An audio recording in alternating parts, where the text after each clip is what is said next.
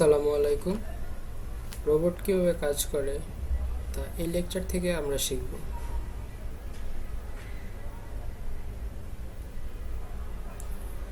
Robot as a system. কোনো একটি জিনিসকে তখন আমরা সিস্টেম বলতে পারি যখন সে কিনা ইনপুট নেয়, প্রসেস করে এবং আউটপুট দেয়। এরকম কমপ্লিট কাজ যখন করে তখন তাকে আমরা সিস্টেম বলি।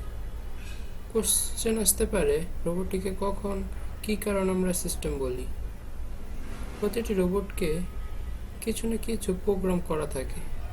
প্রোগ্রাম এক্সিকিউট করার মাধ্যমে রোবট কাজগুলো করে থাকে। প্রোগ্রাম রোবটটিকে মানুষ করে দেয় এবং সেই প্রোগ্রাম অনুযায়ী রোবট চলবে। প্রোগ্রামে কিছু টাস্ক দেওয়া থাকে এবং সেই টাস্কগুলোকে ওয়ার্কিং এনভায়রনমেন্টের মধ্যে অ্যাকশন হিসেবে অ্যাপ্লাই করবে।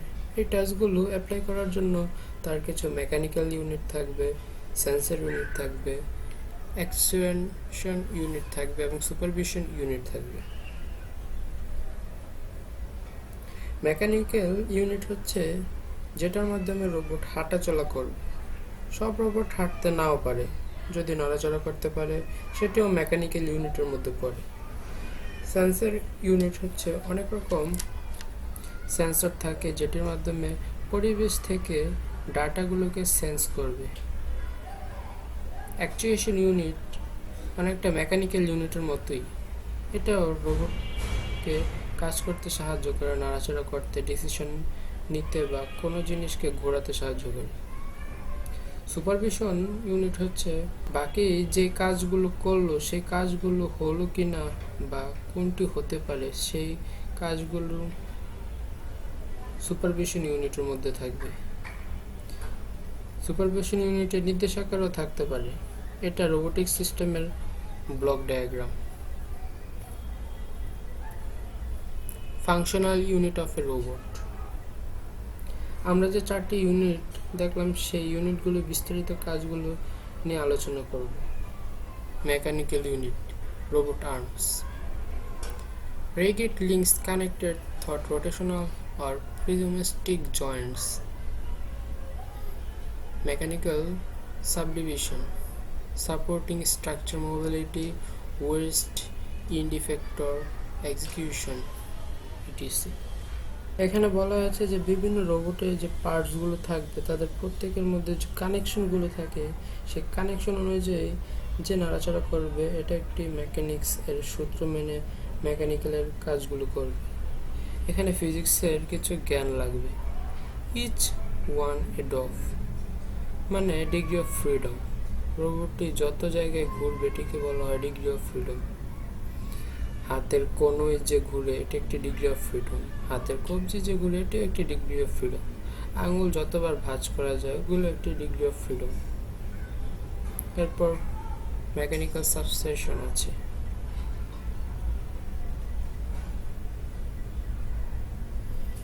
এরপর মেকানিক্যাল সাবডিভিশন আছে।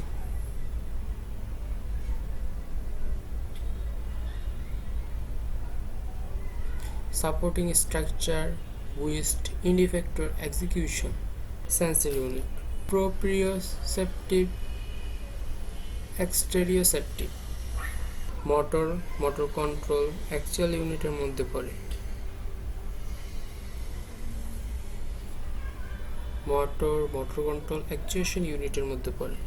মেকানিক্যাল ইউনিটের মধ্যে নাড়াচাড়া কাজ সম্পাদন হচ্ছে, কিন্তু মেকানিক্যাল ইউনিটে যে নাড়াচাড়া করছে সেটি অ্যাকচুয়েশন ইউনিটের জন্য হচ্ছে, কারণ ভেতরে মোটর আছে।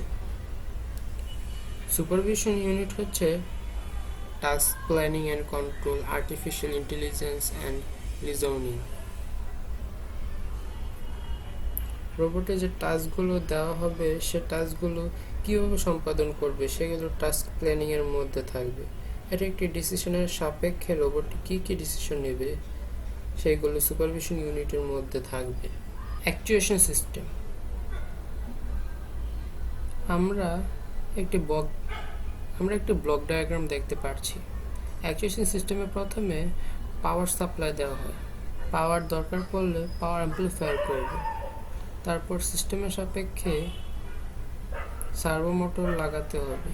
অ্যাকচুয়েশন সিস্টেমে সার্ভো মোটর মাস্ট। তার ট্রান্সমিশন, মেকানিক্যাল গিয়ার থাকবে, সেগুলোর মধ্যে আস্তে আস্তে আগাবে এবং কাজ সম্পাদন করবে।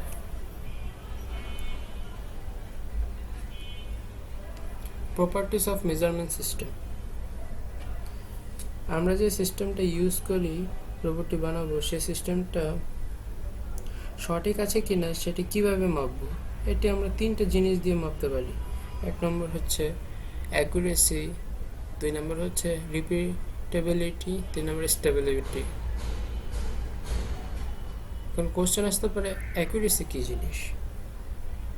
অ্যাকুরেসিটা হচ্ছে আমরা রোবটটা কতটুকু সঠিকভাবে